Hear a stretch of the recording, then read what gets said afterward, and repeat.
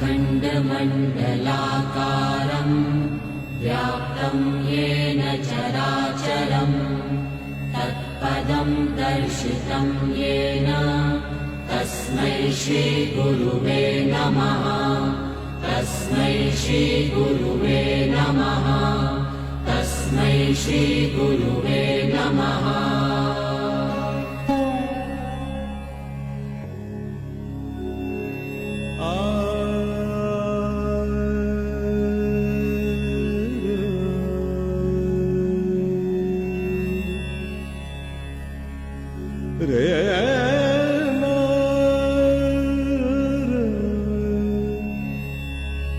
Re